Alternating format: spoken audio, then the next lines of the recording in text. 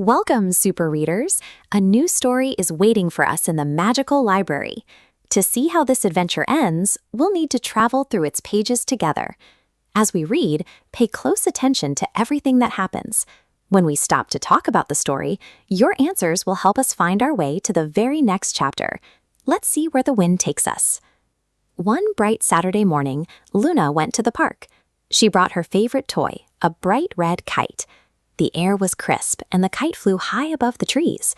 Suddenly, a strong gust of wind caught the kite. It pulled so hard that the string slipped right out of Luna's hands, sending the red kite tumbling through the sky and far out of her reach. Luna wants to find her kite, but she needs to remember exactly where she started.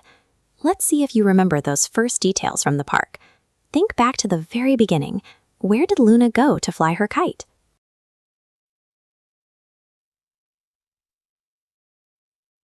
That's right, she was at the park.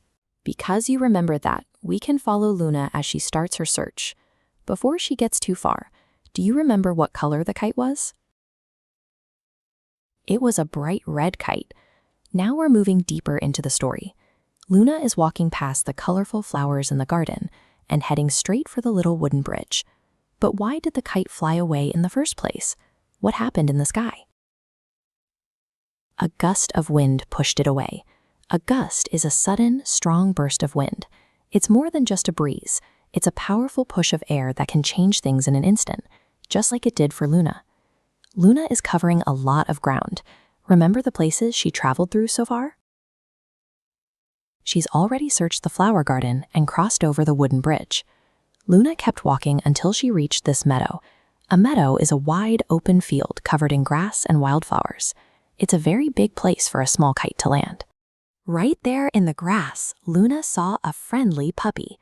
A friendly puppy is one that is kind and wants to help others. This little dog was watching over the red kite until Luna arrived. Who was it that found the kite waiting in the grass? It was the puppy. Luna gave him a gentle pat to say thank you. She held her kite tight and headed home with a giant smile on her face. By following every step of the journey, you helped Luna reach the end of her adventure. The kite is safe because you stayed focused on the story. Think about the very last page. How did Luna feel when she got her kite back? She felt so happy and very grateful. Now, let's think about the whole trip. Luna walked through the garden, over the bridge, and all the way to the meadow before she found what she was looking for. What does that tell us about her? Luna showed us that if you keep looking and don't stop, you can solve your problems. She also showed how important it is to say thank you when someone helps you. When we look at how a character acts from the beginning to the end, we can find the lessons the author is trying to teach us.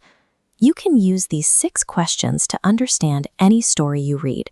Who, what, where, when, why, and how. They help keep track of the important parts of an adventure. For our story, the who is Luna, and the what is her favorite red kite. The where is the park and meadow, and the why is that strong gust of wind. You did an incredible job today. Every time you think about these questions, you're training your brain to become a stronger, more confident reader. Keep reading, stay curious, and remember that there is a new world waiting for you inside every book. Subscribe to MindSpark for Kids, and I'll see you on our next adventure.